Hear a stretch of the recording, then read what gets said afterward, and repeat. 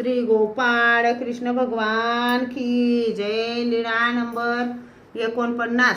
शेत कामाला जाणे। एका गावी झाडाखाली सर्वज्ञ बसलेले होते। त्या गावच्या ठाकुराच्या नौकराने गावातील गरीब लोकांना भिकारी म्हणून धरले होते। त्याने सर्वज्ञांना बघितले आणि त्यांनाही भिकारी म्हणून नेले। हरभऱ्याच्या शेतात ओढीत बसविले। नंतर भिगाऱ्याचे काम सुरू होते, पण सर्वज्ञ मात्र गप्पच बसलेले होते। तेवढ्यात शेत मालक ठाकूर शेतात आला। त्याने सर्वज्ञांना पाहिले आणि म्हटले, अरे, यांना कोण्या पाप्याने आणले?